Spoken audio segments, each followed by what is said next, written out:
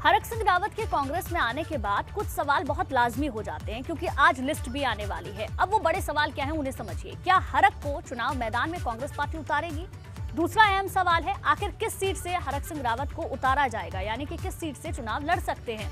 अपनी बहु अनुकृति को आगे करेंगे क्या हरक? ये एक बड़ा सवाल है।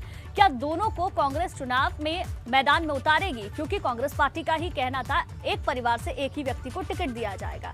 ऐसे में कांग्रेस पार्टी हरक सिंह रावत को टिकट देगी या फिर उनकी जो बहू है अनुकृति उनको टिकट मिलता है? कैसे सीटों का समीकरण कांग्रेस पार्टी साधेगी, ये भी देखने वाली बात होगी। और इन सभी सवालों के जवाब तब मिलेंगे जब सूची सामने आ जाएगी। रवि कैंतुरा हमारे संवाददाता देहरादून से ज्यादा जानकारी के साथ हमारे साथ जुड़ गए हैं।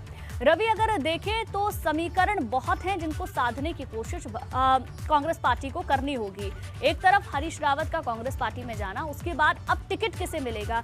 अनुकृति को टिकट दिया जाता है या हरीश रावत को दिया जाता है? और अगर हरीश रावत को दिया जाता है तो कहां से टिकट दिया जाएगा, ये बड़ा सवाल है।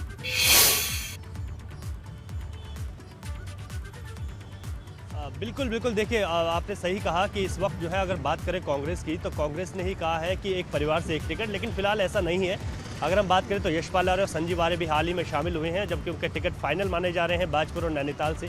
ऐसे ही अब हरक सिंह रावत की वापसी कांग्रेस में हो गई है और लैंसडाउन से फिलहाल उनकी पुत्रवधू का टिकट फाइनल माना जा रहा है। लेकिन अभी तक की जो चर्चाएं हैं वो ये हैं कि हो सकता है कि हरक सिंह रावत भी इस वक्त चुनाव लड़ें, लेकिन वो सीट कौन सी होगी इस पर अभी सस्पेंस है, क्योंकि तमाम ऐसी सीटें कांग्रेस की हैं जहां से हरक सिंह रावत का विरोध भी हुआ है। क्योंकि पहले ही अटकलें थी कि केदारनाथ से हरक सिंह रावत चुनाव लड़ सकते हैं, लेकिन वहां से मनोज रावत खुलकर सामने आए हैं और उन्होंने ये भी पहले ही कह चुके हैं कि हरक सिंह की जब वापसी हो भी गई तो उन्हें लोकतंत्र का हत्यारा मानेंगे। तो इतना आसान कांग्रेस के लिए नहीं होगा। हालांकि आज पहली सूची कांग्रेस की जारी होने की पूरी संभावनाएं हैं और ये भी माना जा रहा है कि आज 55 प्रत्याशियों के नामों का ऐलान कांग्रेस कर सकती है, क्योंकि 15 ऐसे नाम हैं जहां पर अभी भी सहमति कांग्रेस की नहीं बन पाई है। एक हफ्ते से अधिक का समय हो गया है। कांग्रेस के तमाम बड़े दिग्गज नेता जो दिल्ली में जुटे हुए हैं, उसमें हरक सिंह रावत हो या तमाम बड़े नेता हो, वो भी लगातार वहां पर मंथन कर रहे हैं। लेकिन हरक सिंह रावत एपिसोड इस वक्त जो बहुत महत्वपूर्ण था, अब वो समाप्त हो गया है। कह सकते हैं कि दोनों ही पुत्र वधू के साथ वो कांग्रेस में शामिल हो गए हैं और उन्होंने कांग्रेस का साथ देने की अब पूरी एक बात फिर से बात कह दी है।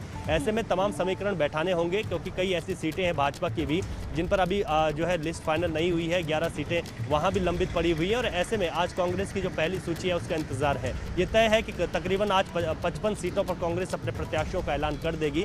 लेकिन हरक सिंह रावत की जहां तक चुनाव लड़ने का सवाल है, ये देखना होगा कि किस तरीके के समीकरण बैठाए जाते हैं। जहां तक परिवारवाद के सवाल है तो कांग्रेस के अक्सर ही ये बातें आई हैं, लेकिन अंतिम समय पर देखा गया कि एक परिवार से 2-2 टिकट भी चाहे कांग्रेस हो चाहे भाजपा उनके द्वारा दिए गए हैं। और ऐसा नहीं है कि इस बार भी ऐसा ना हो। तो ये माना जा रहा है कि लैंसडाउन से उनके पुत्रवधू का टिकट तकरीबन फाइनल है जिसको कांग्रेस देने जा रही है। लेकिन हरक सिंह रावत को कहां से टिकट मिलेगा इस पर अभी सस्पेंस बरकरार है। लेकिन हमने कहा कि तमाम ऐसी विधानसभा सीटें हैं जहां पर हरक सिंह रावत का विरोध हुआ है, कांग्रेस के लोग उनका विरोध कर रहे हैं। ऐसे में वहां से अगर टिकट दिया जाता है तो ये कांग्रेस को भी नुकसान पहुंचाएगा। तो अभी देखना होगा कि तमाम ऐसी सीटें हैं, चाहे हम डोईवाला की बात करें, समीकरणों को साधने की कोशिश कांग्रेस पार्टी की ओर से की जाती है।